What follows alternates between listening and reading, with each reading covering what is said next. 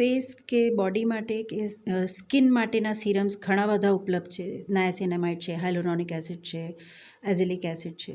હવે સિરમ્સ અમુક પ્રપોર્શનમાં અમુક સ્કિન કેર રેજીમમાં સારું ઇફેક્ટ કરે છે, નો ડાઉટ. બટ તમે બધું એકસાથે વાપરવા જાઓ તો એ ડેફિનેટલી હાર્મફુલ છે. સિઝનલ જે બી ઉપલબ્ધ હોય એ આપણી બોડી માટે ઓવરઓલ સારું જ હોય છે. એટલે આ સિઝનમાં જે મળે છે, જેમ કે ઓરેન્જીસ છે, વાઇટામિન સી રિચ ડાયટ છે, તમારા ઓરેન્જીસ, આમળા, એ બધું સારું પડે. પછી આયરન રિચ ડાયટ તમે ખાઈ શકો. ડ્રાય ફ્રૂટ્સથી એન્ટીઓક્સિડન્ટ સારા મળે, એ તમે આ ઋતુમાં સરસ ખાઈ શકો.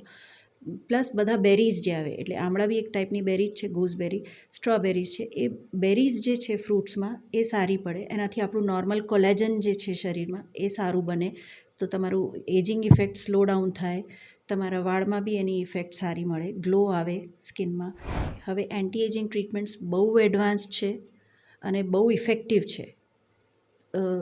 તમે ગમે તે એજ, તમારી નંબર ગમે તે હોય, 60 હોય, 70 હોય કે 50 હોય, પણ તમારે યંગ દેખાવું હોય તો એ બહુ સહેલું છે આજના જમાનામાં. સિલ્ક અને સેટિન મટીરિયલ તમે યુઝ કરો તો જે ફ્રિક્શન ક્રિએટ થાય છે ડેલી નાઇટ કે ડેલી રાત્રે સૂવા ના ટાઈમે, એ તમારું ઓછું થાય તો વાળમાં જે આપણા નોર્મલ કેરેટિન બોન્ડિંગ છે કે જે નોર્મલ સ્મૂથનેસ છે એ જળવાઈ રહે. It is true to a certain extent, but that is not the sole factor. એ મૂળ મેઇન કારણ નથી કે તમારા વાળ સિલ્કી ને સ્મૂધ રહેશે અને લીસા રહેશે. નમસ્કાર, સ્વાગત છે બેઠકમાં. આજની આપણી બેઠકમાં જોડાવાના છે એ ડર્મેટોલોજીસ્ટ છે. આજે શિયાળાની ઋતુ ચાલે છે અને અત્યારે ઘણા બધા પ્રકારની સમસ્યાઓ આપણે ફેસ કરતા હોઈએ છીએ, સ્કિનને લઈને, હેરને લઈને. આ બધા પ્રકારની સમસ્યાઓના સમાધાન માટે અને ઉપચાર કઈ રીતના કરી શકાય એના વિશે જાણવા માટે થઈ આજે આપણે પોડકાસ્ટ કરવાના છીએ. પોડકાસ્ટ ખૂબ સરસ થવાનો છે, ચોક્કસપણે તમે એન્ડ સુધી જોડાયેલા રહો, તમને ખૂબ મજા આવશે. તો ચાલો શરૂઆત કરીએ.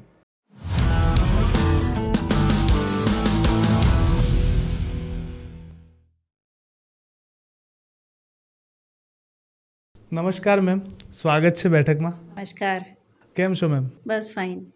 મેમ, શિયાળો ચાલે છે અને શિયાળો એટલે સ્કિન અને વાળની સમસ્યાઓની ઋતુ કહેવાય. મેક્સિમમ બીમારીઓ એ સમયગાળા દરમિયાન આવતી હોય. આજે એના ઉપર જ આપણે ઘણી બધી ચર્ચા કરવી છે. અને પહેલાં તો થેન્ક યુ સો મચ કે તમે આવ્યા. અને આજે ઘણા બધા ઓડિયન્સના જે કમેન્ટ્સ હતા, એમના જે પ્રશ્નો હતા, એનું નિરાકરણ આજે થઈ જશે. સરસ. મેમ, સ્કિન કેર માટે કેવા પ્રકારની તકેદારી રાખી શકાય અને કેવા પ્રકારનું બેઝિક જે ઘરમાં લોકો સાચવી શકે, સ્પેશિયલી શિયાળામાં, એના માટે શું કરી શકાય, એના વિશે થોડી વાત કરો. શિયાળામાં સ્કિન અને હેર બંને માટે સ્પેશિયલ કેર રાખવી જોઈએ, જે તમારી બાકીના સિઝનથી થોડી ડિફરન્ટ હોય. સૌથી પહેલાં જે હવે આપણે રિયલાઇઝ કરી રહ્યા છીએ, ઇવન જનરલી પબ્લિક બી અને વી એઝ ડૉક્ટર્સ ઓલ્સો, કે સ્કિનની અને વાળની તકલીફો, સમસ્યાઓ વધી રહી છે. શિયાળામાં સૌથી વધારે ધ્યાન રાખવું જરૂરી જે છે એ છે બહુ ગરમ પાણીથી નહાવાનું નહીં. હવે ફેસિલિટીઝ એટલી છે, લાઇફસ્ટાઈલ એવી છે કે લોકો બહુ ગરમ પાણીથી નહાય છે, જેના લીધે આપણી નોર્મલ સ્કિનનું જે બેરિયર હોય, નોર્મલ જે લેયર હોય, ઓઇલનો લેયર હોય, એ બધું જતું રહે. તો તમારે સ્કિનમાં જે પ્રોટેક્શન નેચરલી જે બને છે એ તમારું જતું રહ્યું હોય, એટલે નેચરલી બાકીના બધા એન્વાયરમેન્ટના ઇફેક્ટ છે, પર્યાવરણના જે ઇફેક્ટ છે કે તમારું ઓવરઓલ ડ્રાયનેસ છે, એ બધું વધી શકે છે. સિમિલરલી વાળમાં બી એ પ્રોબ્લેમ થાય, એટલે બહુ ગરમ પાણીથી નહાવાનું ટાળવું જોઈએ. જનરલી હું પેશન્ટ્સને કહેતી હોઉં કે ભાઈ તમારા બાથરૂમમાં આખું ફોગ થઈ જાય, મિરર ફોગ થઈ જાય, દેટ મીન્સ કે તમારું ટેમ્પરેચર વોટરનું બહુ જ હાઈ છે. હુંફાળું પાણી છે, નવસેકું છે, લ્યુકવોર્મ વોટર ઇઝ એક્સેપ્ટેબલ, પણ બહુ ગરમ પાણીથી ના નહાવું જોઈએ. કેવા પ્રકારની વસ્તુઓનો સ્કિનમાં ઉપયોગ કરી શકાય, સ્પેશિયલી શિયાળામાં? તમે નેચરલ બાથ ઓઇલ્સ યુઝ કરી શકો નહાતી વખતે, કાં તો નહાયા પહેલાં જે ટ્રેડિશનલ પ્રેક્ટિસ હતી આપણી કે ભાઈ નહાયા પહેલાં તેલની માલિશ કરે લોકો અને પછી નહાય, એ બધાથી તમારી સ્કિન સોફ્ટ રહે, રેડિયન્ટ રહે, ગ્લો સારો રહે. વાળ માટે બી એ રીતે જ કહેતા હોઈએ. ઇવન તમે નહાયા પછી તરત મોઇશ્ચરાઇઝરનો ઉપયોગ કરો, એ બી સારું પડે કે તમારી સ્કિન જ્યારે થોડી મોઇસ્ટ હોય, થોડી નમી હોય વોટરની નહાયા પછી, એ ટાઈમે જ્યારે તમે મોઇશ્ચરાઇઝર લગાડો તો એ લાંબા ટાઈમ સુધી તમારી સ્કિનમાં ટકે. તો તમને ડ્રાયનેસ જે વારે ઘડી ફીલ થાય છે એ ના થાય. ડ્રાયનેસના લીધે સબસિક્વન્ટ જે સ્કિન ડિઝીઝીસ કે ડર્મેટાઇટિસ ઊભા થાય છે, એ બધા પ્રોબ્લેમ્સથી આપણે બચી શકાય. આજકાલ છે ને મેમ સીરમ લોકો બહુ યુઝ કરે છે સ્કિન માટે, હેર માટે. અલગ અલગ પ્રકારની સીરમ હોય છે. શું એ યોગ્ય છે અને એ ખરેખરમાં અસર કરે છે કે પછી એના કોઈ સાઈડ ઇફેક્ટ છે? એના વિશે થોડી વાત કરો. ફેસ કે બોડી માટે કે સ્કિન માટેના સિરમ્સ ઘણા બધા ઉપલબ્ધ છે. નાયાસિનામાઇડ છે, હાઇલોરોનિક એસિડ છે, એઝિલિક એસિડ છે. હવે સિરમ્સ અમુક પ્રપોર્શનમાં અમુક સ્કિન કેર રેજીમમાં સારું ઇફેક્ટ કરે છે, નો ડાઉટ. બટ તમે બધું એકસાથે વાપરવા જાઓ તો એ ડેફિનેટલી હાર્મફુલ છે. એવું નથી કે તમારા આજુબાજુવાળા 3 જાતના વાપરે છે કે ઓનલાઈન તમને 3 જાતના મળે છે તો તમે બધા સાથે વાપરો. તમારા ડર્મેટોલોજિસ્ટના કન્સલ્ટેશન સાથે કે એમની સાથે તમારા કન્સર્ન્સ શેર કરીને એ કન્સર્ન પ્રત્યે જ એટલું પૂરતું જ જો આપણે સિરમ અને સાથે સાથે એની આગળ ને પાછળ આપણે કઈ ક્રીમો વાપરવી કે ના વાપરવી કે બીજી શું કાળજી રાખવી એ બધું ધ્યાન રાખીએ તો સિરમ્સ ઇફેક્ટિવ છે. પણ એક વખતમાં 1થી 2થી વધારે તમે સિરમ્સ વાપરવા જાઓ, સવારે જુદું સાંજે જુદું ને 3 જાતની લેયરિંગ કરો ને એ બધું ઓવરડુ નહીં કરવાનું.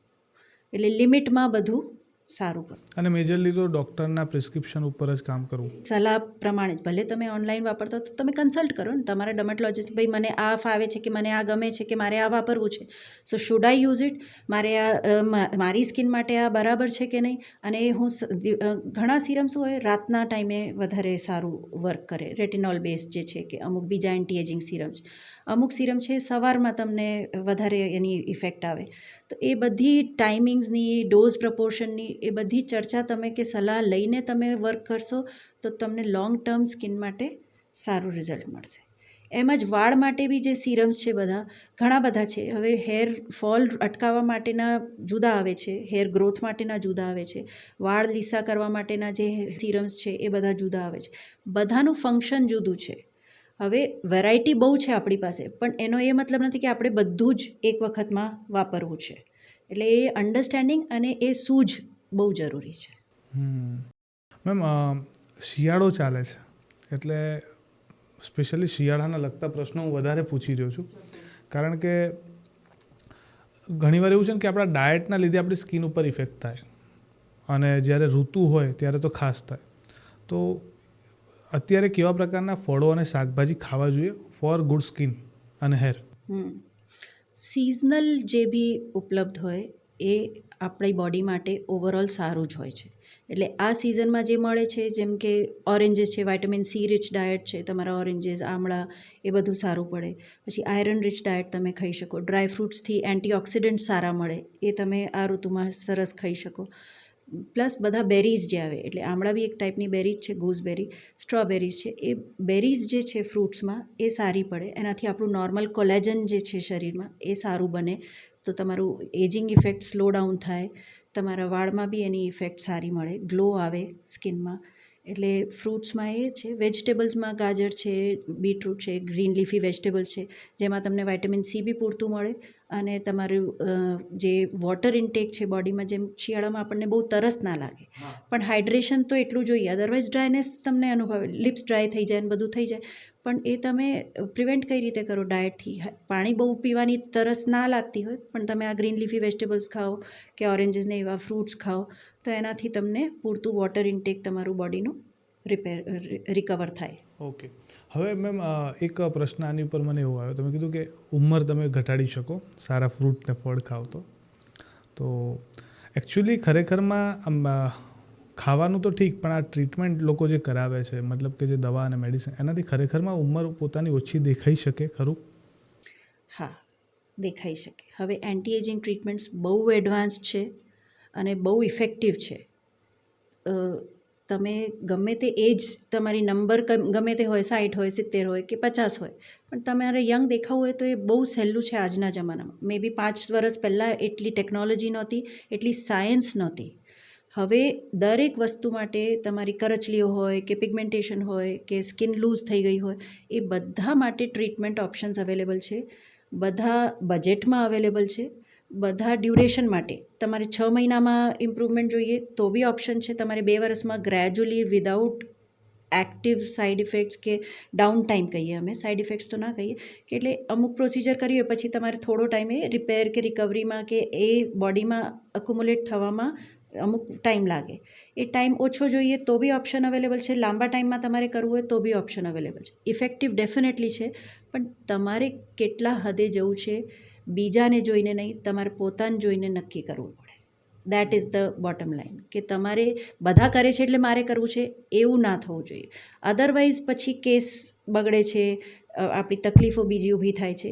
આપણી લિમિટેશન્સ, આપણી બોડીની, આપણી રૂટીનની એઝ અ ઇન્ડિવિજ્યુઅલ તમારી હેલ્થ બધું જોઈને તમે આઈવી ડ્રીપ્સ બી બધું બહુ ચાલે છે હવે. ગ્લુટાથાયોનની ડ્રીપ્સ લે લોકો, ફેર થવાની, ધોળા થવાની ડ્રીપ ઇન્જેક્શન વડે લે, એ બધું લોકો કરે છે. પણ ખરેખર તમારા કેસમાં તમને પોતાને શેની જરૂર છે, શેની રિક્વાયરમેન્ટ છે અને શેની ઈચ્છા છે. હવે ઈચ્છા છે એટલે કરવું છે એ બી કંઈ ખોટું નથી, પણ પ્રોપર બેલેન્સ કરીને તમે કેટલું એને ફોલો કરી શકશો એ તમારે બહુ જરૂરી છે જાણવું.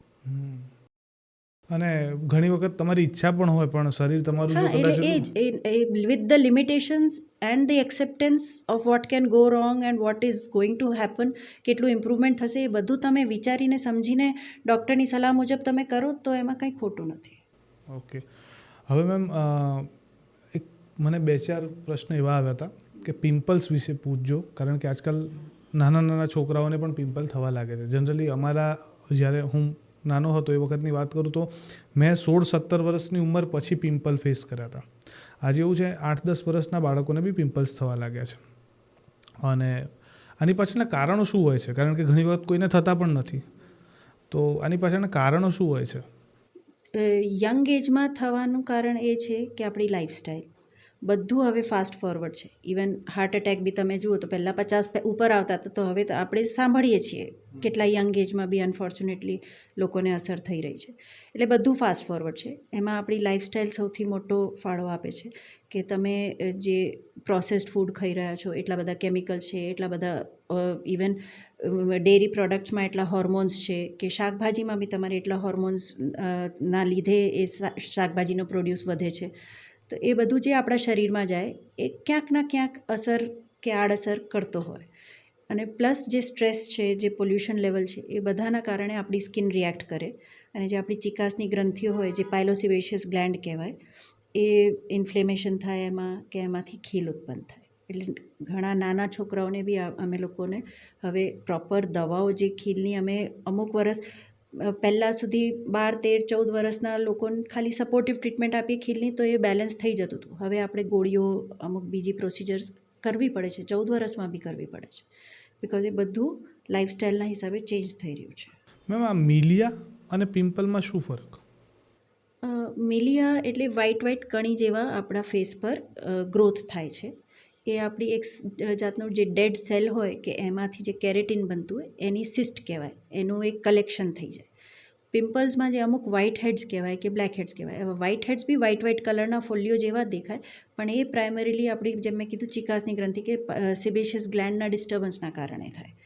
એટલે જે વ્હાઇટ હેડ્સ છે કે પિમ્પલ્સ છે એમાં તમારું જે હોર્મોનલ ઇફેક્ટ છે, ડાયટ ઇફેક્ટ છે, એ બધું ઇફેક્ટ કરે.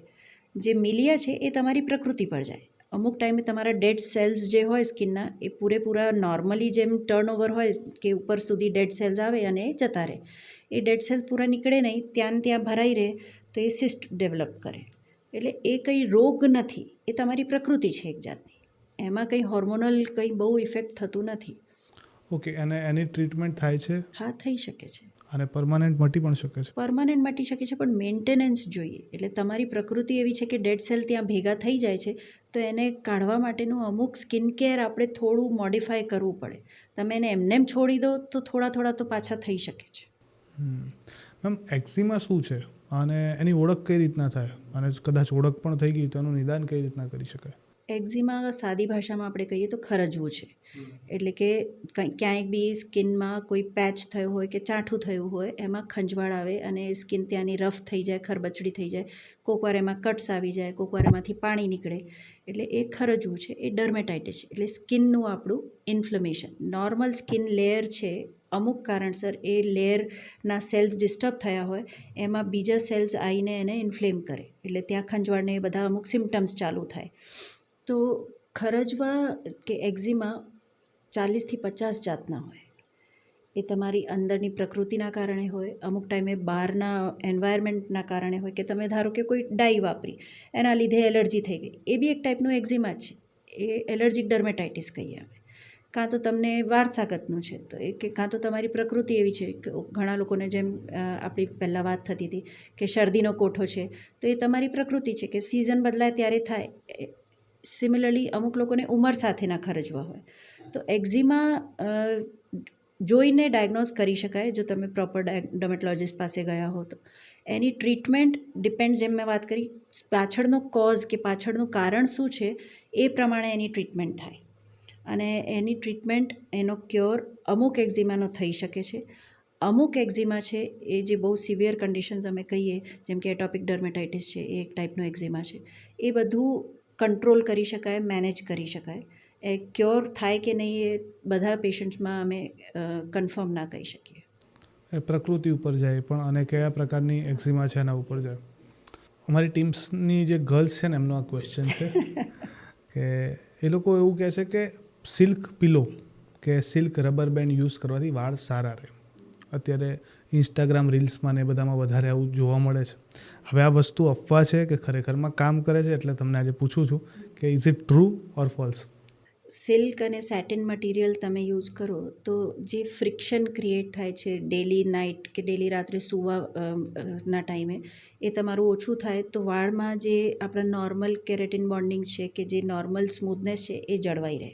It is true to a certain extent, but that is not the sole factor. એ મૂળ મેઇન કારણ નથી કે તમારા વાળ સિલ્કી ને સ્મૂધ રહેશે અને લીસા રહેશે.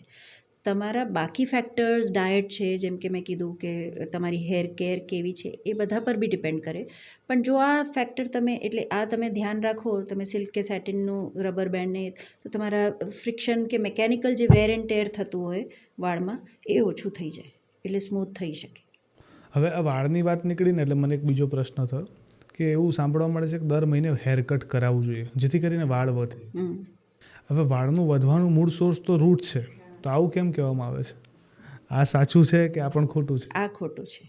એવું કંઈ જ, અનલેસ તમારા નીચેના વાળ એટલા ડેમેજ્ડ હોય તો તમે એને ફ્રિકવન્ટલી કટ કરાવો, ટ્રીમ કરાવો, તો તમારું પ્રોપર ન્યુટ્રિશન જે છે, તમારી કાળજી જે છે એ ઇઝી થઈ જાય, મેનેજેબલ થઈ જાય વાળ, અને તમારું બધું જે સપોર્ટ છે એ એક્ટિવ હેર કે હેલ્ધી હેરને મળે. એ જ કારણ છે. બાકી કટ કરાવવાથી તમારી લેન્થ વધશે એવું નથી. ઓકે, હવે મેમ વાળની જ વાત ચાલે છે ને, તો એક બીજો મેજર ક્વેશ્ચન પૂછી લઉં કે ડેન્ડ્રફ અને હેર લોસ, આના કારણો શું અને આના પ્રાઇમરી ઉપચાર શું કે વ્યક્તિ કોઈ જાતે કરી શકે? આજકાલ અમે જેને મળીએ એને હેર લોસ માટે એમને પૂછવું હોય છે. ડેફિનેટલી બહુ મેજર કન્સર્ન છે, બહુ મોટો પ્રશ્ન છે. ડેન્ડ્રફ શિયાળામાં બહુ જોવા મળે છે. એના બે મુખ્ય કારણ છે. એક તો dry scalp, secondly fungal growth. તમે વાળ ભીના રાખો, તમારી પોલ્યુશનને, તમે જ્યાં રહેતા હોય એનું પાણી એવું ફેવરેબલ ના હોય, તો એના લીધે સ્કેલ્પ જે છે એ ડેમેજ થઈ જાય. એટલે બહારનો જે ફેક્ટર છે એ આપણું ડેન્ડ્રફમાં ફંગલ ઇન્ફેક્શન છે. સેકન્ડલી આપણી સ્કેલ્પની સામે રિસ્પોન્સ કેવો આવે છે, એટલે કે સ્કેલ્પનું ઇન્ફ્લેમેશન કેટલા પ્રમાણમાં થઈ રહ્યું છે એ ફંગલ ઇન્ફેક્શનને લઈને. એના લીધે એ રિપીટેડ ઇન્ફેક્શન અને ઇન્ફ્લેમેશન થતું રહે, એટલે ડેન્ડ્રફ તમારું ચાલુ રહે, થોડા દિવસ સારું રહે ને પાછું થઈ જાય. એ તમારે ધ્યાન રાખવું પડે. તો મેઇન કારણો સિઝન હોય, પાણી હોય, અને તમારી હેર કેર અને તમારી સ્કેલ્પ સ્કિનની સિબેશિયસ એક્ટિવિટી કહેવાય, એટલે કે જે નોર્મલ ચિકાસના જેમ ઓઇલી, ઘણા લોકોના વાળ બહુ જલ્દી ઓઇલી થઈ જાય, ઘણા લોકોના બહુ ડ્રાય રહે, એ પ્રમાણે તમારું ડેન્ડ્રફ વેરી કરી શકે. મેમ, ખાવાના લીધે ડેન્ડ્રફ થાય, મતલબ કે કોઈ ડાયટના લીધે ડેન્ડ્રફ થઈ શકે? કોઈ ડાયરેક્ટ કનેક્શન નથી. ઓકે. પણ બહુ શુગરવાળું તમે ખાઓ તો ઓવરઓલ ફંગસ વધે, ઓવરઓલ તમારું સીબમ એક્ટિવિટી થોડી વધે. અને મેમ, હેર લોસ માટે કોઈ એવી વસ્તુ ખરી કે આવી ના ખાવી જોઈએ જેથી કરીને હેર લોસ જલ્દી થઈ શકે? હેર લોસ જે હોર્મોનલ થાય છે, ન્યુટ્રિશનલ રીઝનથી થાય. એટલે કે મેઇન જે બે કારણો છે અત્યારે એ લાઇફસ્ટાઈલમાં, એક તો હોર્મોનલ ચેન્જીસ બહુ થયા છે, એન્વાયરમેન્ટલ કારણોસર, લાઇફસ્ટાઈલના કારણોસર, ડાયટ તમારી બહુ ચેન્જ થઈ ગઈ છે. એટલે બહુ પ્રોસેસ્ડ ફૂડ તમે ખાઓ, વ્હાઇટ મેદા, વ્હાઇટ શુગર, એ રીતનું વધારે પ્રોસેસ્ડ જંક ફૂડ જે આપણે કહીએ, તો તમારે પૂરતું ન્યુટ્રિશન ના મળે. એટલે તમારું હેરફોલ વધે. તમારે હેલ્ધી બેલેન્સ ડાયટ તમે લો, પ્રોપર બધા ન્યુટ્રિશન એમાં આવી જાય અને એ પૂરતા ના રહેતા હોય તો પછી તમે જોડે હેર સપ્લિમેન્ટ્સ અમુક લો તો તમારી હેર ક્વોલિટી અને હેર સ્ટ્રેન્થ એ સારી રહે, એટલે હેરફોલ ઓછો થઈ શકે. અચ્છા, હવે મેમ સમટાઈમ્સ ડેન્ડ્રફ હોય ને તો ડૉક્ટર જોડે જઈએ ને તો ડૉક્ટર એવું કહે કે હેર ઓઇલ યુઝ નહીં કરો, તો એનાથી શું ફરક પડે? મતલબ કે કારણ તો અમને ના તો પાડી દે છે પણ એની પાછળના કારણો ઘણી વખત ડૉક્ટર નથી સમજાવી શકતા, તો એના વિશે થોડી વાત કરીને સમજાવો. એ જ મેં કીધું, જેમ ગ્રીઝી થાય સ્કેલ્પ કે આપણું નોર્મલ ઓઇલ સિક્રેશન બી વધારે હોય કે આપણે બહારથી ઓઇલ નાખીએ તો એ ફંગલ ગ્રોથ જે છે, મેલેસિઝિયા નામની ફંગસ હોય જે આપણી બોડીમાં નોર્મલી બી હોય છે, એ અમુક એને ફેવરેબલ સર્કમસ્ટાન્સીસ મળે એટલે એ વધી જાય અને એ ડેન્ડ્રફનું રૂપ લઈ લે.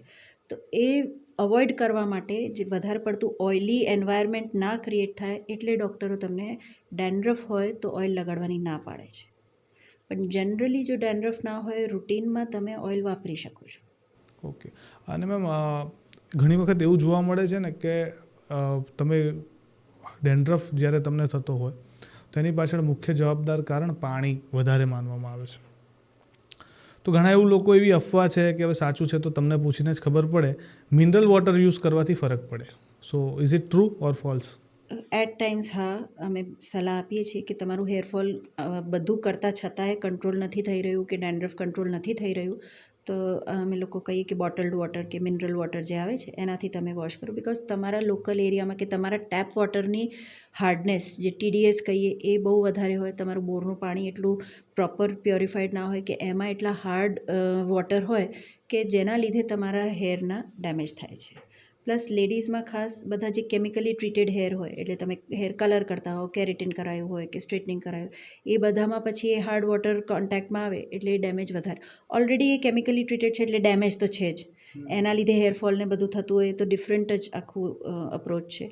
પણ જે પાણીના લીધે આપણી ચર્ચા થઈ રહી છે એમાં એ ઉમેરો કરી શકે. એટલે તમે મિનરલ વોટરથી વોશ કરો થોડો ટાઈમ તો તમને પોતાને એ ડિફરન્સ ખબર પડશે કે તમારી હેર ક્વોલિટી કે શેમ્પૂ દરમિયાન જે હેરફોલ થાય છે એ ઓછો થાય છે કે નહીં.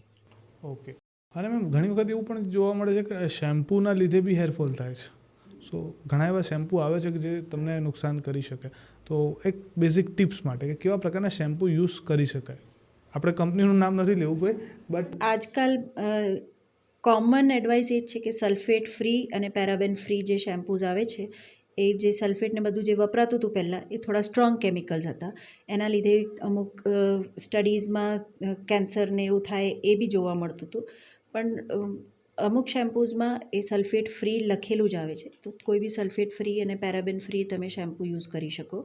બહુ ફ્રિકવન્ટ શેમ્પૂ કે ડેલી શેમ્પૂ જે કરતા હોય એ અનલેસ અન્ટિલ બહુ માઇલ્ડ હોય તમારું ડેલીવાળું શેમ્પૂ ના હોય તો તમારે રોજ શેમ્પૂ ના કરવો જોઈએ. ઓકે, એટલે શેમ્પૂનો યુઝ રેગ્યુલર બને ત્યાં સુધી ના જ કરવો. એટલે રેગ્યુલર કરો, અઠવાડિયામાં 2 વાર કે 3 વાર એ રેગ્યુલર કહેવાય, પણ ડેલી કરવું ઓનલી જો તમારું એટલું સામે કામ એવું હોય કે પોલ્યુશનમાં કે ધૂળ માટીમાં ફરવાનું હોય કે પરસેવો બહુ થતો હોય તો તમે કરો તો તમારું ડેલી શેમ્પૂ પછી જુદા ટાઈપનું આવે.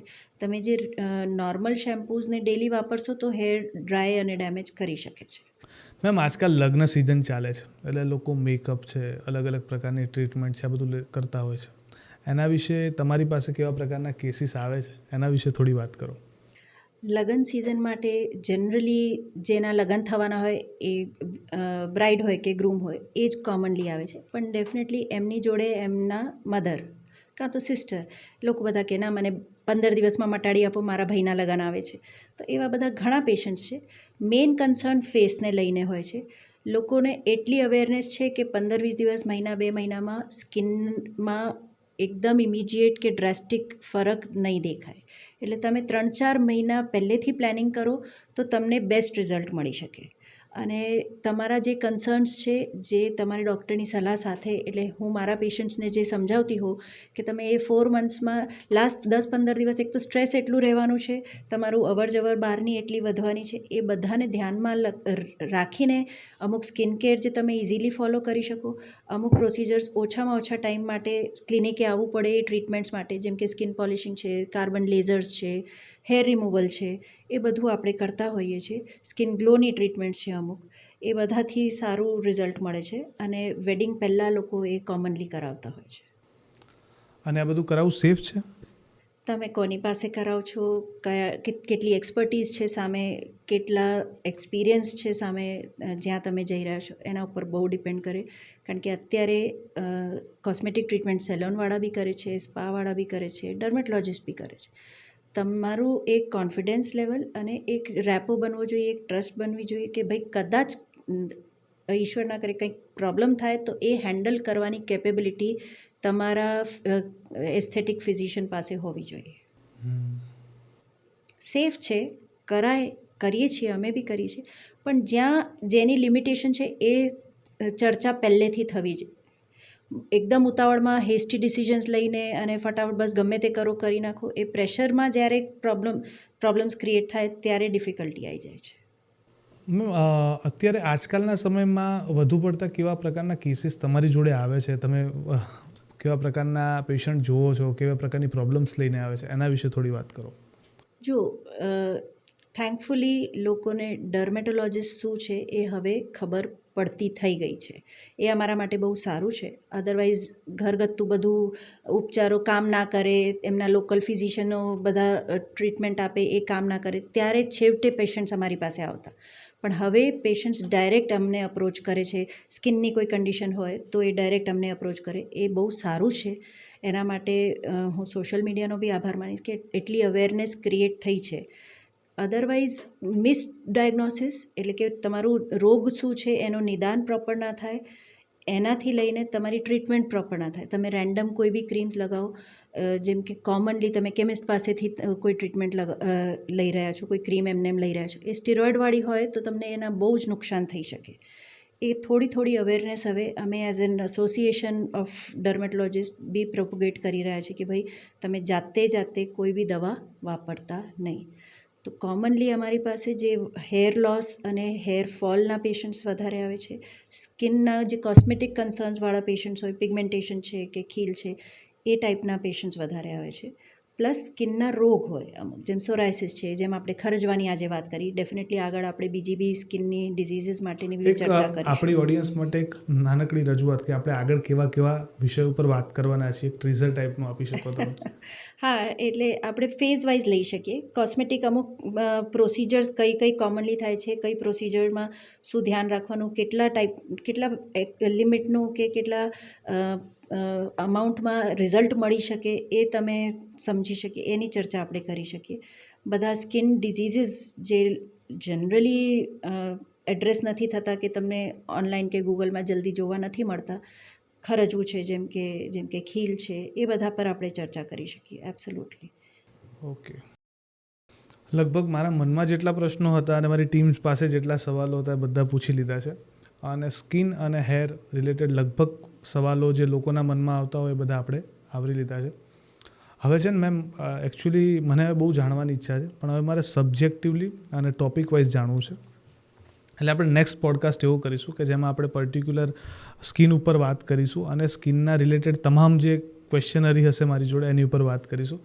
એક 4-5 પોડકાસ્ટ આપણે સાથે કરીશું, જેથી કરીને લોકોના મનના ઘણા બધા સવાલો આપણે દૂર કરી શકીએ. એ સિવાય હું આપણી ઓડિયન્સને કહીશ કે ભાઈ તમારા મનમાં કોઈ પ્રશ્ન હોય સ્કિનને લઈને કે પછી તમારા વાળને લઈને, તો તમે પૂછી શકો છો કોમેન્ટમાં. બીજી વાર મેમ આવવાના છે અને આપણે મેમ સાથે ચર્ચા કરીશું. તો thank you so much ma'am, તમે આજે તમારો સમય કાઢીને અમને આપ્યો. Thank you so much. Thank you અનુજભાઈ.